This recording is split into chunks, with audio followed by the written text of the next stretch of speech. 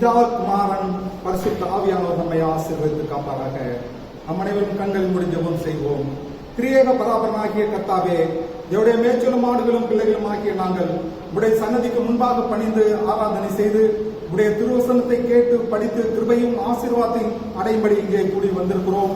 கர்த்தாவே, நாங்கள் ஆத்ம பశ్చాத்தோடு உடைய திருவசனத்தை கேட்டு அதை நன்றும் சற்பனமான இருதயத்தில் காத்து பொறுமையோடு கனி கொடுக்கும்படியாக எங்களுக்கு அனுக்கிரகம் செய்து எங்களை ஆசீர்வதிக்க வேண்டும் என்று எங்கள் ஒன்றான இரட்சகராகிய இயேசு கிறிஸ்துவின் மூலமாய் உம்மை வேண்டிக் கொள்கிறோம் சுவாமி. ஆமென். ஆராதனை ஞாபகமாக கீர்த்தனை 251 என்னை மறவா இயேசுநாதா முதல் 3 கவிகளை பாடுவோம். என்னை மறவா இயேசுநாதா, உன்னை தயவால் என்னை நடத்தும். என்னை மறவா இயேசுநாதா, உன்னை தயவால் என்னை நடத்தும். வல்ல ஜீவ வாக்குத்தத்தங்கள் வரைந்தனக்காய் ஈந்ததாயே சோத்திரம். ஆபத்திலே அருந்துணையே, பாறைக்கு நல்ல தீபமிதே. ஆபத்திலே அருந்துணையே, பாறைக்கு நல்ல தீபமிதே. என்னை மறவா இயேசுநாதா, உந்தன் தயவால் என்னை நடத்தும். பயப்படாதே வலக்கரத்தாலே பாதுகாப்பேன் என்றதாலே சோத்திரம். பாசம் என்பேன் வைத்ததினால் பறிக்க நீயலாதவர்களை. பாசம் என்பேன் வைத்ததினால் பறிக்க நீயலாதவர்களை.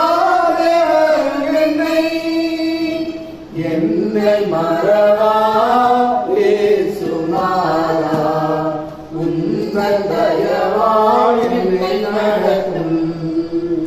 தாய் தன் சேயை மறந்துவிட்டாலும் மறவேன் உன்னை என்றதாலே சோத்திரம்.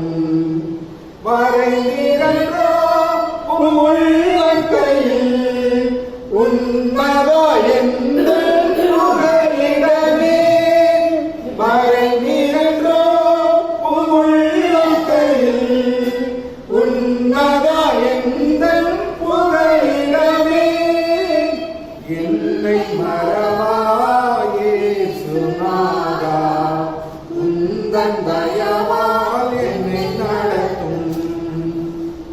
இதற்காக குறிக்கப்பட்டிருக்கிற ஞான சங்கீதங்களின் புஸ்தகம், அது 49ஆம் சங்கீதம் 1ஆம் வசனம் தொடங்கி 12ஆம் வசனம் உடைய முறையாக வாசிப்போம்.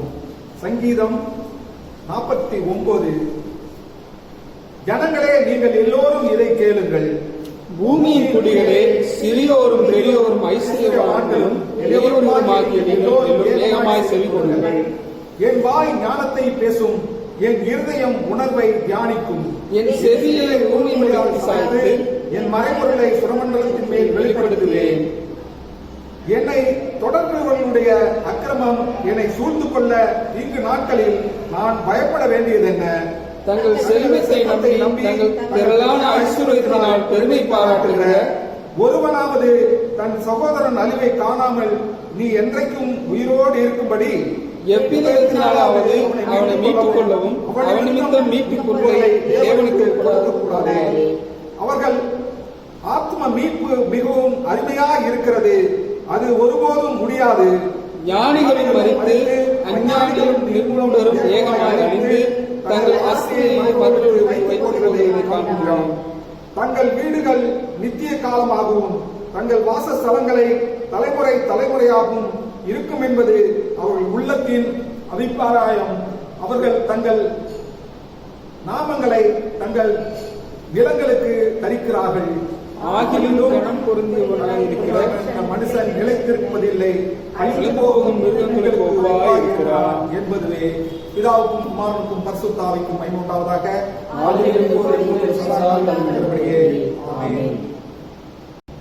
நம்முடைய பிதாவாகிய கடவுளிடமிருந்தும் ஆண்டவராகிய இயேசு கிறிஸ்துவிடமிருந்தும் உங்கள் அனைவருக்கும் கிருபையும் சமாதானமும் இருக்கிறது. திருத்துவ பண்டிகைக்கு பின் வருகிற 9ஆம் ஞாயிற்றுக்கிழமையாகிய இந்த நாளில நாம் தியானிப்பதற்கென்று நம்முடைய திருச்சபையால் கொடுக்கப்பட்டிருக்கிற வேத பகுதியை வாசித்து அதன் பேரில் நாம் தியானம் செய்யலாம். அது பரிசுத்த லூக்கா என்பவர் எழுதின நற்செய்தி நூல் 16ஆம் அதிகாரம் வசனங்கள் 1 முதல் 9 வரைக்கும் வாசிக்க கேட்கிறோம். பின்னும் அவர் தம்முடைய சீஷர்களை நோக்கி, ஐஸ்வர்யனாகிய ஒரு மனுஷனுக்கு ஒரு உக்கிரகாரன் இருந்தான். அவன் தன் எஜமானுடைய ஆஸ்திகளை அழித்து போடுகிறதாக எஜமானுக்கு அறிவிக்கப்பட்டது. அப்பொழுது எஜமான் அவனை வரவழைத்து, உன்னை குறித்து நான் இப்படி கேள்விப்படுகிறது என்ன? உன் உக்கிரகான கணக்கை ஒப்புவி, இனி நீ உக்கிரகக்காரனாய் இருக்கக்கூடாது என்றான். அப்பொழுது உக்கிரகக்காரன், நான் என்ன செய்வேன்? என் எஜமான் உக்கிரான விசாரிப்பதிலிருந்து என்னை தள்ளி போடுகிறானே, கொத்துகிறதுக்கு எனக்கு பலன் இல்லை, இறக்கவும் வெட்கப்படுகிறேன். உக்கிரான விசாரிப்பை விட்டு நான் தள்ளப்படும் போது என்னை தங்கள் வீடுகளில் ஏற்றுக்கொள்வார் உண்டாகும்படி செய்ய வேண்டியது இன்னதென்று எனக்கு தெரிய வந்தது என்று தனக்குள்ளே சொல்லிக்கொண்டு தன் எஜமானிடத்தில் கடன்பட்டவர்களை ஒவ்வொருவனாக வரவழைத்து முதலாவது வந்தவனை நோக்கி, நீ என் எஜமானிடத்தில் பட்ட கடன் எவ்வளவு என்றான். அவன் 100 குடம் எண்ணெய் என்றான். அப்பொழுது உக்கிரகாரன் அவனை நோக்கி, நீ உன் சீட்டை வாங்கி உட்கார்ந்து 50 என்று சீக்கிரமாக எழுது என்றான். பின்பு அவன் வேறொருவனை நோக்கி, நீ பட்ட கடன் எவ்வளவு என்றான். அவன் 100 கலம் கோதுமை என்றான். அப்பொழுது அவன், நீ உன் சீட்டை வாங்கி 80 என்று எழுது என்றான். அநீதி உள்ள உக்கிரகாரன் புத்தியா செய்தான் எஜமான் கண்டு அவனை மெச்சிக்கொண்டான். இவ்விதமாய் ஒளியின் பிள்ளைகளை பார்க்கிலும் பிரபஞ்சத்தின் பிள்ளைகள் தங்கள் சந்ததியில் அதிக புத்திமான்களாய் இருக்கிறார்கள். நான் உங்களுக்கு சொல்லுகிறேன், நீங்கள் மாடும்போது உங்களை நித்தியமான வீடுகளில் ஏற்றுக்கொள்வார் உண்டாகும்படி அநீதியான உலகப் பொருளால் உங்களுக்கு சிநேகிதரை சம்பாதியுங்கள். கிறிஸ்துவுக்குள் அன்பான இறை மக்களே, இன்றைய நாளிலே நாம் சிந்திக்க போகிற காரியம் உக்கிரானத்துவம். இன்றைக்கும் கூட இந்திய நாட்டிலே அநேக இடங்களில் 100 ஏக்கர் 500 ஏக்கர் 1000 ஏக்கர் 50 ஏக்கர் இருக்கிற மக்கள் எல்லாம் முழுமையும் விவசாயம் செய்ய முடியாதபடி கொஞ்சத்தை மாத்திரம் வைத்துக் கொண்டு மீதி எல்லாம் குத்தகைக்கு விட்டு அந்த குத்தகைகளை ஒழுங்காக வசூல் செய்வதற்கு கணக்கு பிள்ளையை வைத்திருப்பார். ஒவ்வொரு இது பெரிய பெரிய பண்ணையார் ஜமீன்தார் வீடுகள் எல்லாம் கணக்கு பிள்ளை இருப்பார். மேனேஜர் என்று ஆங்கிலத்தில் சொல்வார். ஆனால் உங்களையும் என்னையும் கடவுள் இந்த உலகத்தில உக்கிரானக்காரர்களாய் வைத்திருக்கிறார். உக்கிரானக்காரர்களாய் நமக்கு ஆண்டவர் இந்த உலகத்தில சில பொறுப்புகளை கொடுத்திருக்கிறார். அந்த பொறுப்பினுடைய கணக்கை ஆண்டவர் நம்மிடத்தில் கேட்டால் நம் கணக்கு என்ன, நாம் எந்த கணக்கை கொடுக்க போகிறோம் என்பதைத்தான் இந்த நாளில உக்கிரானத்துவம் என்ற தலைப்பிலே நாம் சிந்தனைக்குள்ளாக செல்ல இருக்கிறோம். இந்த ஓமை உண்மையில்லாத உக்கிரானக்காரன் பற்றிய ஓமை. இந்த வேத பகுதியை உடனடியாக விளங்கிக் கொள்ள முடியாது, சரியாகவும் இதை விளக்கி சொல்லவும் முடியாது. இன்றைய நாளுடைய செய்தியை 3 தலைப்புகளில் நாம் சிந்தித்து கடந்து செல்லலாம். ஒன்று, பொறுப்பு கொடுத்த கர்த்தர். God has entrusted a work. கணக்கு கேட்கும் கர்த்தர். God has asked an account. கணக்கை முடிக்கும் கர்த்தர். God will close our account. முதலாவது காரியம், பொறுப்பு கொடுத்த கர்த்தர். God has entrusted a work or job. நம்ம ஊரில் பெரிய பண்ணையார், நிலச்சு வாழ்ந்தார்கள், தொழிலதிபர்கள், பணக்காரர்கள், கல்வி நிறுவனங்கள், எஸ்டேட்டுகள், இவைகளில் கணக்கை பார்க்க கணக்கு பிள்ளை, manager, accounts officer, supervisor, managing director, administrator, director என்ற பல பொறுப்புகளிலே அரசாங்கம் ஆட்களை நியமித்து அல்லது தனியார் நிறுவனங்களில் ஆட்களை நியமித்து பல தலைப்புகளில் பொறுப்புகள் கொடுக்கப்படுகின்றன. இதில் முதலாளிகள் டாடா, பிர்லா, அம்பானி போன்றவர்கள் கணக்கை பேஜ் டு பேஜ் பார்ப்பதில்லை. அப்படியே கம்ப்யூட்டர்ல அடிச்சு பார்த்து இன்னைக்கு என்ன லாபம், என்ன செலவானுச்சு என்பதை கூட பார்க்க மாட்டார்கள். இன்றைய லாபம் பல கோடி, அதோடு அவர்கள் கணக்கை டிக் செய்து போய்கொண்டே இருப்பார். அது கம்ப்யூட்டர்ல பார்த்துட்டு ஓகே, அதற்கு பிறகு அதுக்கு பார்ப்பதற்கு அவருக்கு நேரமில்லை, அடுத்தடுத்து பிசினஸ்குள்ளாக போய் கொண்டிருப்பார்கள். பலர் சொல்லும் புகாரை வைத்து சந்தேகப்பட்டோ அல்லது தானாகவே சந்தத்துடன் கணக்கு கேட்பதும் இங்குதான், இயற்கை தான். அவருக்கு ஏதாவது மனசுல பட்டுச்சுன்னா சந்தேகப்பட்டா கொஞ்சம் ஊர்ந்து பார்த்து இதுல தப்பு இருக்கு, இதை கொண்டா கணக்குக்குள்ள கொண்டா, இது என்ன அது என்ன என்று கிராஸ் கேள்வி செய்வார். அல்லது யாராவது ஐயா இவன் திருடுறாயா, அப்படி கொள்ளடிக்கிறாயா, அப்படி பண்ணிட்டு இருக்காயா என்று சொல்றதை வச்சு ஏதாச்சும் ஒரு நாளிலே அந்த பொறுப்பில் இருக்கிற மக்களை கணக்கு கேட்பது வழக்கம். உக்ரானக்காரர்கள் உண்மையுடன் இருக்கத்தான், உண்மை கணக்கு எழுதத்தான் நியமிக்கப்படுகிறார். ஆண்டவருடைய உக்ரானக்காரர்கள் எல்லாம் உண்மையான கணக்கு எழுதத்தான், உண்மையுள்ள கணக்கு பிள்ளையாய் இருக்கத்தான் இந்த உலகத்திலே ஆண்டவர் பொறுப்பு கொடுத்திருக்கிறார். 1 கொரிந்தியரிலே 4ஆம் அதிகாரத்தின் 2ஆம் வசனத்தை நீங்கள் வாசிப்பீர்களானால், 1 கொரிந்தியர் 4:2 சொல்லுகிறது, உக்ரானக்காரன் உண்மை உள்ளவன் என்று காணப்படுவது அவனுக்கு அவசியமா. 1 கொரிந்தியர் 4:2 சொல்லுகிறது, உக்ரானக்காரன் ஆண்டவரால் கொடுக்கப்பட்ட பொறுப்பில் அமர்த்தப்படுகிறவன் உண்மையுள்ளவனாய் காணப்படுவது வெரி இம்பார்ட்டன்ட். இது உலக கணக்கு அல்ல. It is not the worldly account. we can எதை வேண்டுமானாலும் எழுதி கொள்ளலாம், எப்படி வேண்டாலும் சமாளித்துக் கொள்ளலாம். ஆனால் ஆண்டவருடைய கணக்கில உண்மையுள்ள பிள்ளையாய் உக்ரானக்காரன் உண்மை உள்ளவன் என்று காணப்படுவது மற்றவர்கள் பார்வையில, கணக்கில, எழுத்தில, நெஞ்சில ஆண்டவர் பார்க்கிறார் என்ற ஒரு உள் குத்துதலோடு கூட ஜாக்கிரதையாய் இந்த கணக்கை அவன் வைத்துக் கொள்ள வேண்டும் என்று கர்த்தர் சொல்கிறார்.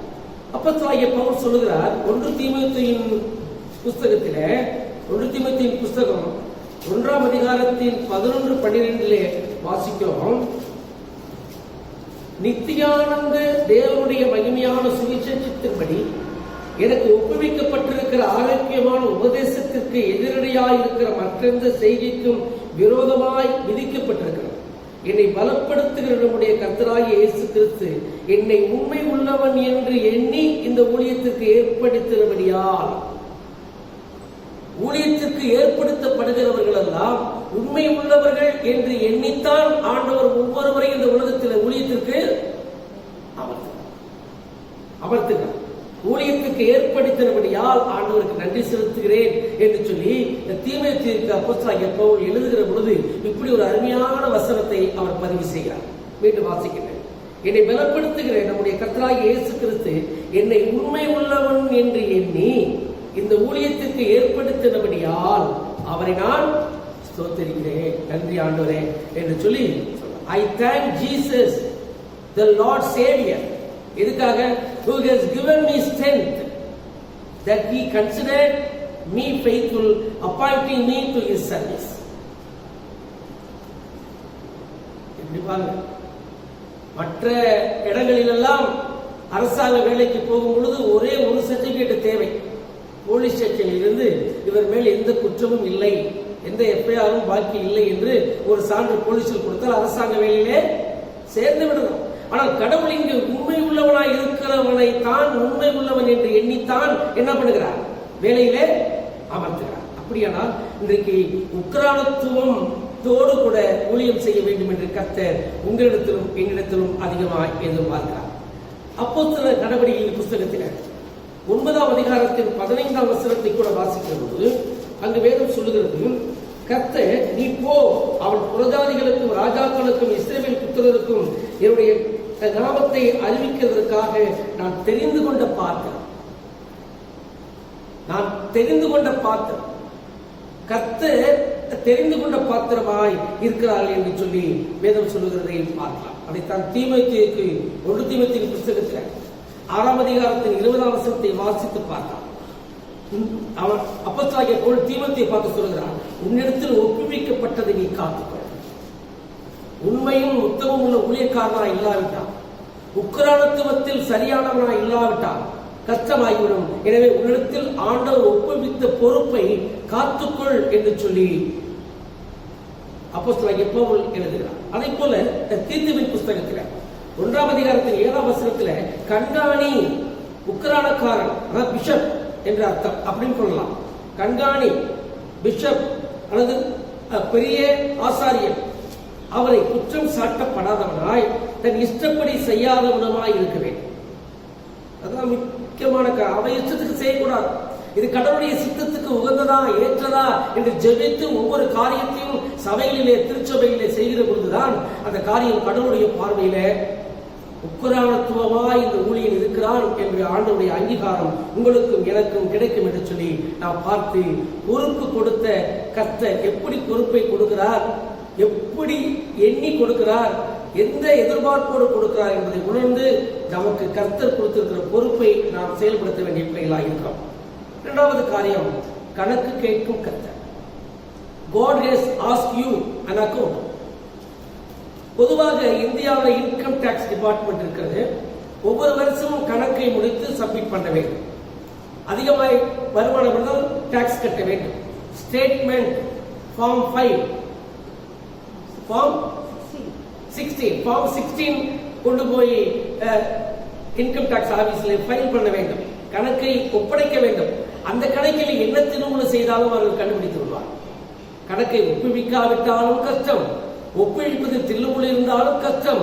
சரியான கணக்கை, வருமானத்தை மற்ற இதெல்லாம் கழித்து சரியான கணக்குக்கு நீங்கள் வரி கட்டவில்லை என்று சொன்னால் பல மடங்கு இன்றைக்கு மக்கள் வரி கட்டி கொண்டிருக்கிறது நீங்கள் நானும் பார்ப்போம். அப்ப ஆண்டவர் கணக்கு கேட்கிறார். மத்தேயு 25 எடுத்துக்கொள்ளுங்க வேகமா. மத்தேயு 25ஆம் அதிகாரத்தில் 19, 20, 21 வாசிக்கலாம். மத்தேயு 25, 19, 20, 21. வெகு காலமான பின்பு அந்த ஊழியக்காரனுடைய எஜமான் திரும்பி வந்து அவரிடத்தில் கணக்கு கேட்டான். ஆண்டவர் கணக்கு கேட்கிறார். அப்பொழுது 5 தாளந்தை வாங்கினவன் வேறு 5 தாளந்தை கொண்டு வந்து, ஆண்டவனே 5 தாளந்தை இடத்தில் ஒப்புவித்தீரே, அவைகளை கொண்டு வந்து இதோ வேறு 5 தாளந்தை சம்பாதித்தேன் என்று சொன்னான். அவனுடைய எஜமான் அவனை நோக்கி, நல்லது உத்தமும் உண்மையுள்ள ஊழியக்காரனே, கொஞ்சத்திலே உண்மையுள்ளவனாயிருந்தாய், அநேகத்தின் பேருடைய அதிகாரியாய் நான் வைப்பேன். உன் எஜமானுடைய சந்தோஷத்துக்குள் பிரவேசி வா, நம்ம எல்லாம் கழிந்து மகிழலாம் என்று சொல்லி ஆண்டவர் ஆசீர்வதிக்கிறார். 2 தாளந்தை வாங்கினவனும் வந்து, ஆண்டவரே 2 தாளந்தை இடத்தில் ஒப்புவித்தீரே, அவைகளை கொண்டு இதோ வேறு 2 தாளந்தை சம்பாதித்தேன் என்றான். அவனுடைய எஜமான் அவனை நோக்கி, நல்லது உத்தமும் உண்மையுள்ள ஊழியக்காரனே, கொஞ்சத்திலே உண்மையுள்ளாயிருந்தாய், அநேகத்தின் மேல் உன்னை அதிகாரியாக வைப்பேன். உன் எஜமானுடைய சந்தோஷத்திற்குள் நீனும் பிரவேசி என்று 5 தாளந்தை அதிகப்படுத்தினவனுக்கும் 2 தாளந்தை அதிகப்படுத்தினவருக்கும் ஆண்டவரோடு கூட சந்தோஷப்பட ஆண்டவர் அழைக்கிறார். கடைசி அவர் ஆள் 1 தாளந்தை வாங்கினவன் வந்து, ஆண்டவரே நீ விதைக்காத இடத்தில் அறுக்கிறவரும் தெளிக்காத இடத்தில் சேர்க்கிறவருமான கடினமுள்ள மனுஷன் என்று அறிவேன். ஆகையால் நான் பயந்து போய் 1 தாளந்தை நிலத்தில் புதைத்து வைத்தேன், இதோ உன்னுடைய வாங்கிக் கொள்ளும் என்று சொன்னான். எப்படி பாருங்க. அதுக்கு ஆண்டவர் சொன்னார், கொல்லாதவனும் சோம்பலுமான ஊழியக்காரனே, நான் விதைக்காத இடத்தில் அறுக்கிறவர் என்றும் தெளிக்காத இடத்தில் சேர்க்கிறவர் என்றும் அறிந்திருந்தாயே, அப்படியானால் நீ என் பணத்தை காசுக்காரன் வசத்தில் போட்டு வைக்க வேண்டியதாக இருந்தது.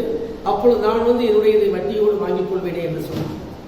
சொல்லிவிட்டு அவனிடத்தில் இருக்கிற தாளந்தை எடுத்து 10 தாளந்து உள்ளவனுக்கு கொடுங்கள், உள்ளவன் எவனோ அவனுக்கு கொடுக்கப்படும், பரிபூரணமும் அடைவான், இல்லாதவனிடத்திலிருந்து உள்ளதும் எடுத்துக்கொள்ளப்படும். கணக்கை பார்க்கிற ஆண்டவன், உங்ககிட்ட 100 ஆத்துமாவை நான் கொடுத்தேனே, 5 வருட ஊழியத்தை நான் கொடுத்தேனே, அல்லது 3 வருட ஊழியத்தை கொடுத்தேனே, இந்த 100 ஆத்துமாவை கொண்டு இன்னும் 100 ஆத்துமாவை சம்பாதித்தாயா? 50 ஆத்துமா கொடுத்தேன், இன்னொரு 50 ஆத்துமாவை சம்பாதித்தாயா? இல்லை, இந்த ஆத்துமாவில் 10 பேர் போகும் அளவுக்கு இருந்துதான். ஆண்டவர் கணக்கு கேட்டார். நாம் எப்படிப்பட்ட கணக்கை ஒப்பு கொடுக்க போகிறோம்? கொஞ்சத்தில் உண்மையாக இருந்தார். ஆண்டவர் உலகத்தில் கொடுத்திருக்கிற இந்த கொஞ்ச காரியத்திலே நீங்களும் நானும் ஆண்டவர் கணக்கு கேட்கிற பொழுது உண்மை உள்ளவன், வா என்னோடு கூட சந்தோஷத்தில் பிரவேசி, வா நம்ம எல்லாரும் இணைந்து மகிழலாம் என்று ஆண்டவர் கூப்பிடுகிறாரு. எப்படிப்பட்ட ஆசீர்வாதம்! அப்ப ஆண்டவர் கணக்கு கேட்டால் நம்முடைய கணக்கு என்ன? ரோமர் 14:12 வாசித்து பாருங்கள் வேகமா.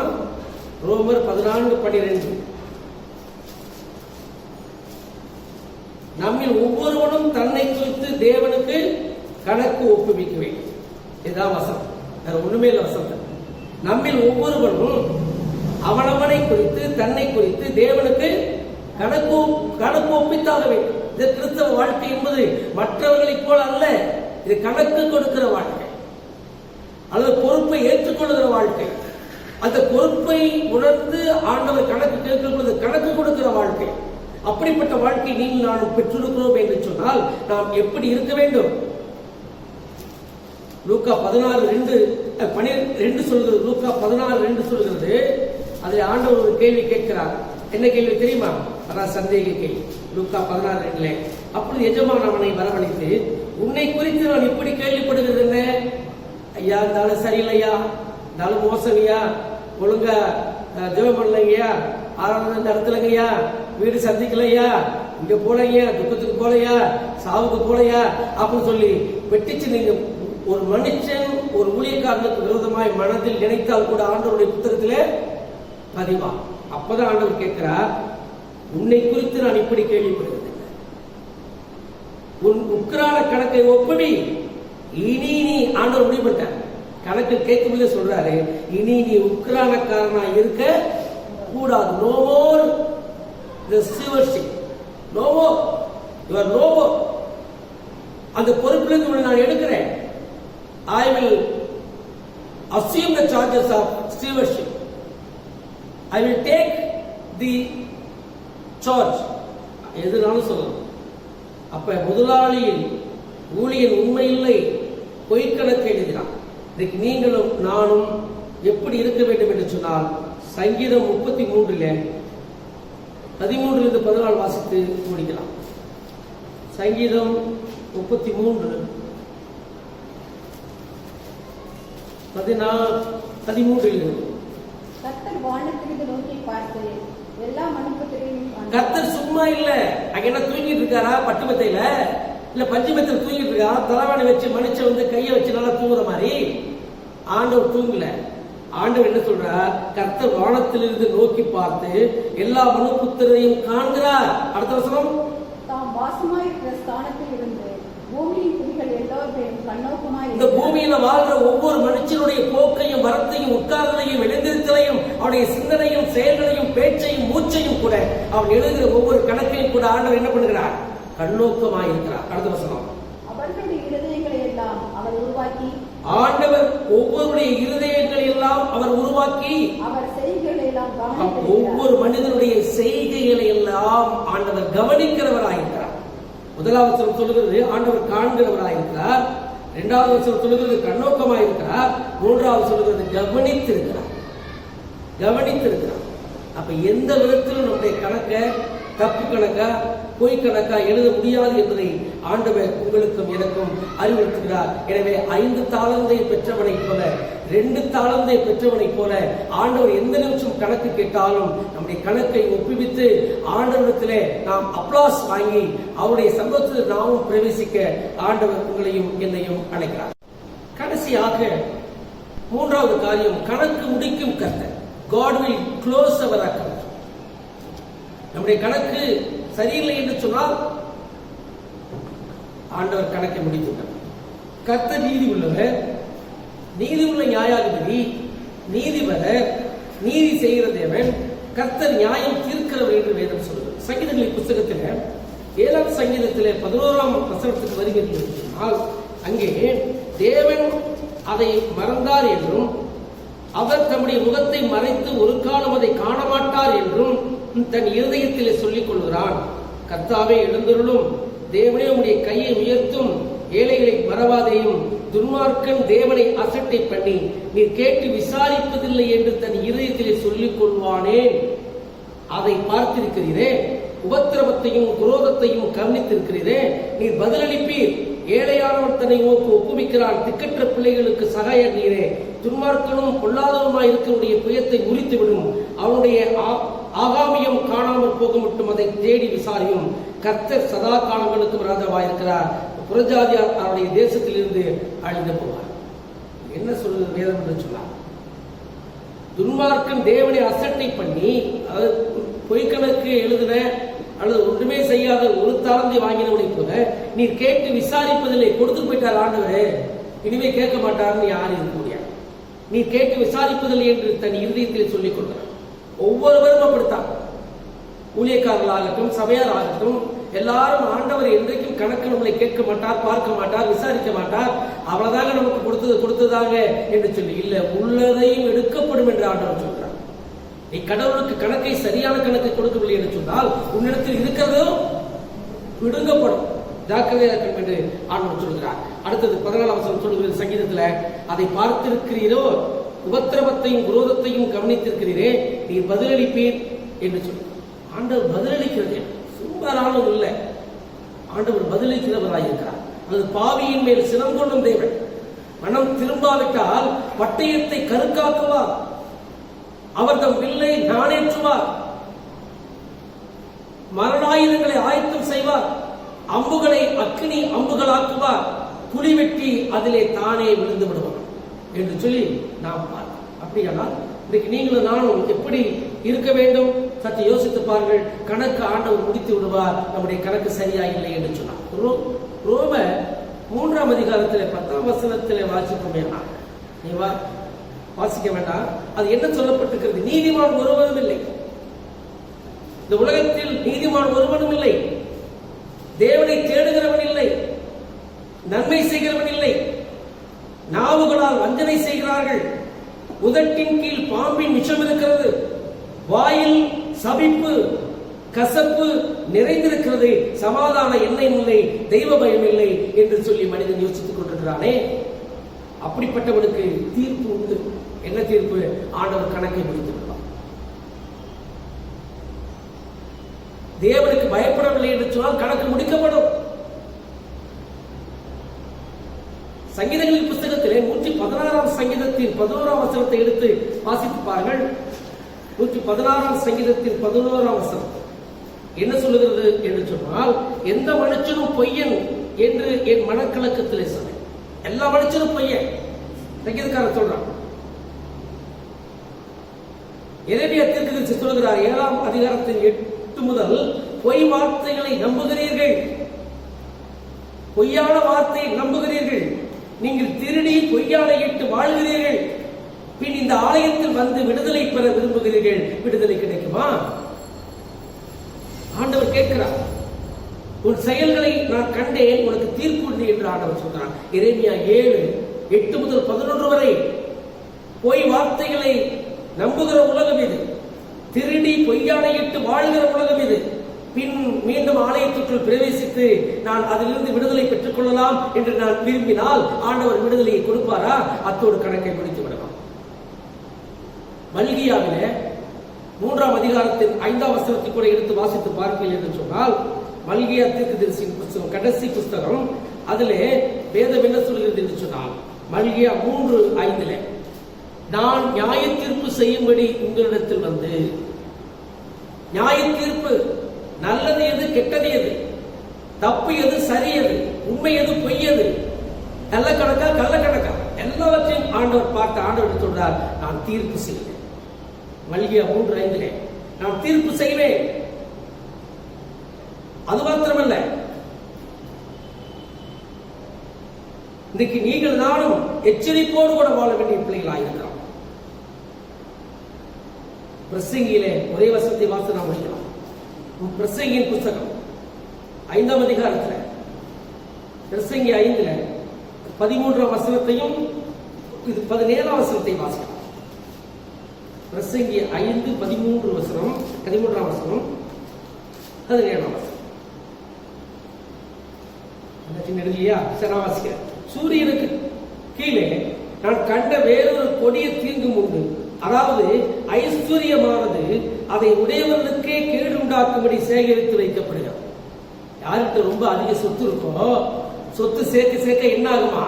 கொள்ளக்காரனும் இந்த வீட்டை கண்ணை விட்டு கொள்ளையிட்டு அதுக்கு எதிர்ப்பா இருக்க வீட்டுக்குள்ள இருக்கிற ஆளெல்லாம் போட்டு தட்டு போயிடலாம்னு யோசிப்பாங்க. அதுதான் வேதம் சொல்லுது.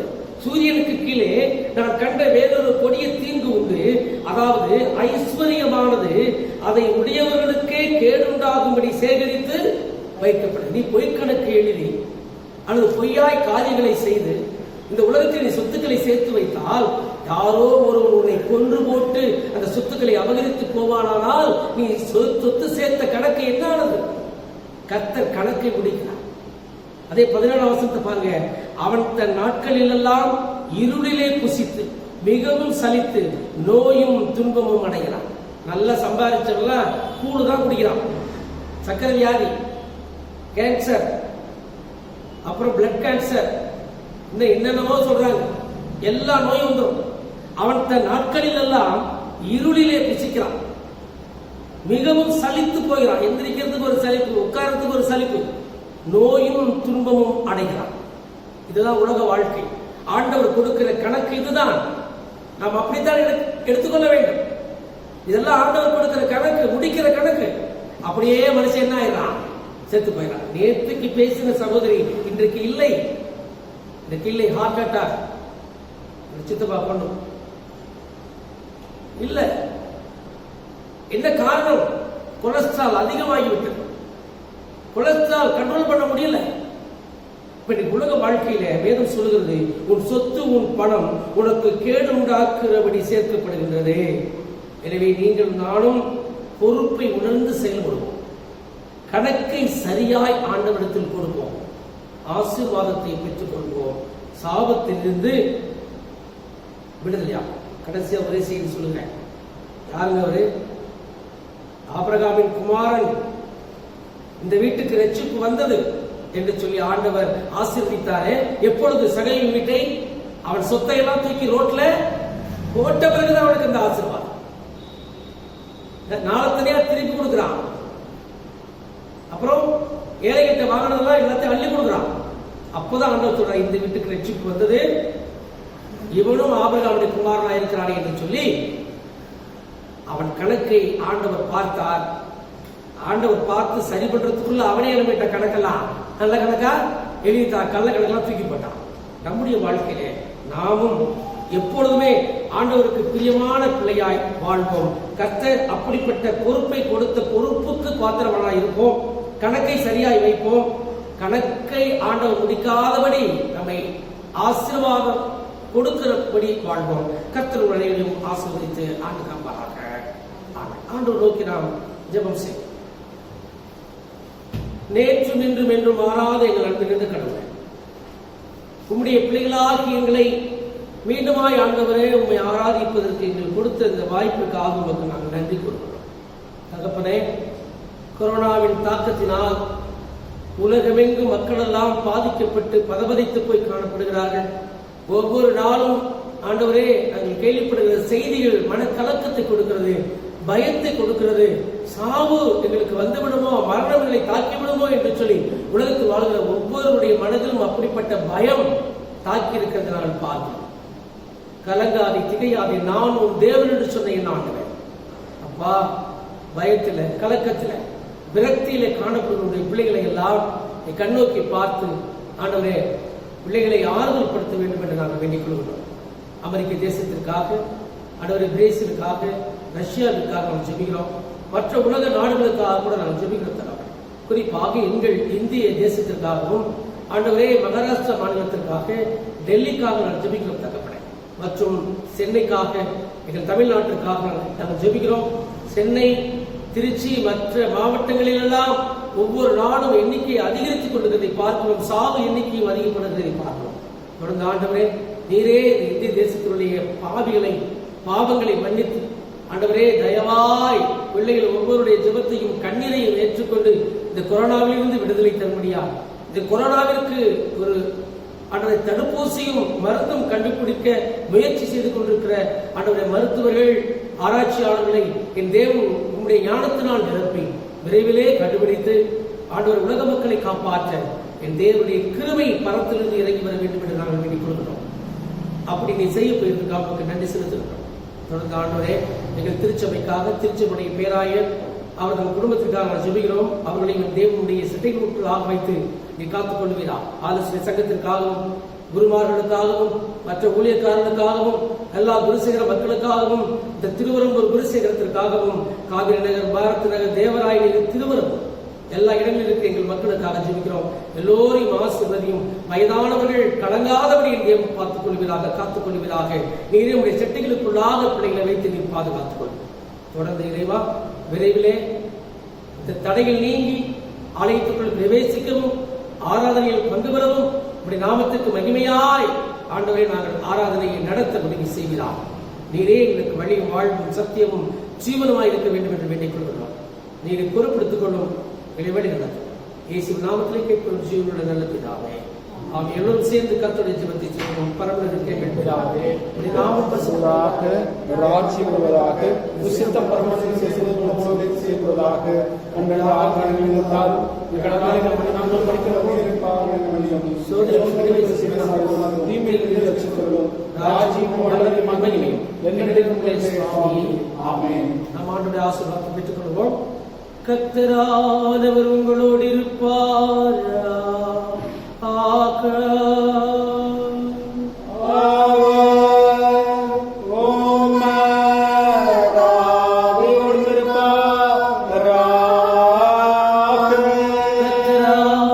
உன்னை ஆசீர்வதித்து உன்னை காப்பாராக. கர்த்தரானவர் தமது திருமுகத்தை உன்மேல் பிரகாசிக்க செய்து உன்னிடம் கிருபை உள்ளவராயிருப்பார். கர்த்தரானவர் தமது திருமுகத்தை உனக்கு பிரசன்னமாக்கி உனக்கு சமாதானம் தந்தருள்வாராக.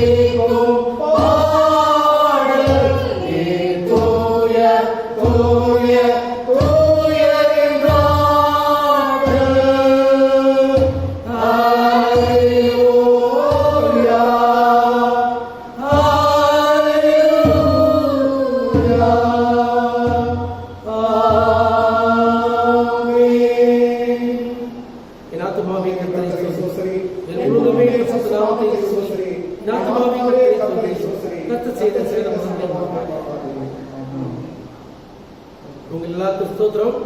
அன்பானவர்களே, நம்முடைய அரசாங்கத்தினுடைய ஆணைப்படியும் நம்முடைய பேராயருடைய அறிவுறுத்தலின்படியும் ஒவ்வொரு சனிக்கிழமையும் காலை 9 மணிக்கு பாரத் நகரில் ஆராதனையும் மாலை 6 மணிக்கு காவிரி நகர் சபையில் ஆராதனையும் நடைபெறுகிறது. இயன்றவர்கள் அங்கு பங்கு கொள்ளும்படியாயும், இயலாவிட்டால் வாட்ஸ்அப்பில் வரக்கூடிய செய்தியை ஆராதனையை கண்டு ஆண்டவரை ஆராதிக்க அன்போடு கூட வேண்டிக் கொள்கிறோம். கர்த்தர்களை ஆசீர்வதிப்பாராக.